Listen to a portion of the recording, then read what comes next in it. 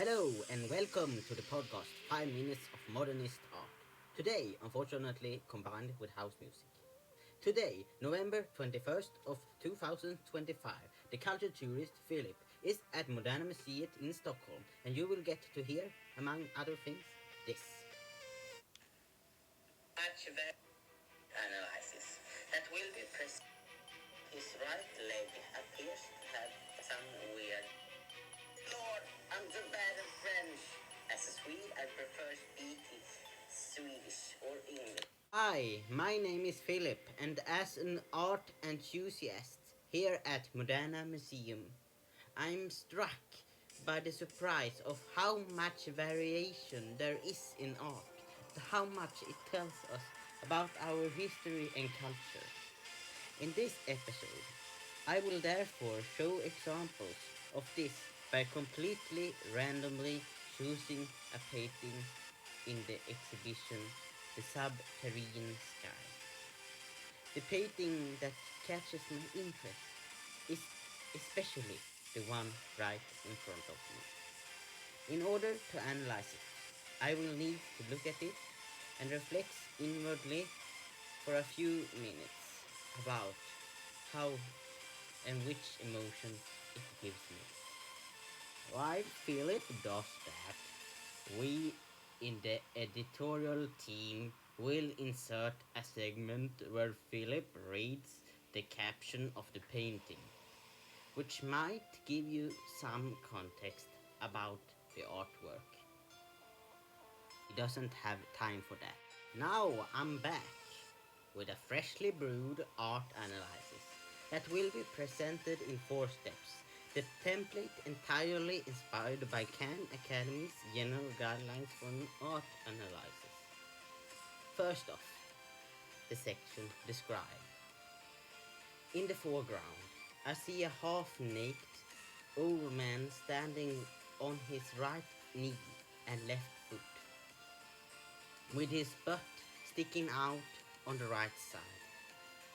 His left leg is long, and on his foot he's wearing some kind of wooden sandals, while his right leg appears to have some weird rubber boots. The skin on the right side of his butt is supported by a wooden stick, a rather thick one, and on the top of it you can see something that should be interpreted as a red glow. He's also wearing a loose, long white garment with a green vest and an extended green cap that rests on a long, thin wooden pole. In the middle ground on the right, we see small birds, and on the left, we see a concrete-like book with the title of the piece, presumably written in French. Oh, good lord, I'm so bad at French. As a Swede, I prefer speaking Swedish or English, preferably Swedish. But English works fine and also better when you want your message to reach people. Shut up, Philip! Move on now! The 5 minute limit is not going to be held! Disgusting! Not good enough! Okay, as you wished, we move on to the section Analyze and Interpret. The color scheme with the old paints is rather dull and not very, I should say, prominent. The clear outlines and contrast in the coloring make it feel like you're actually in the room with him.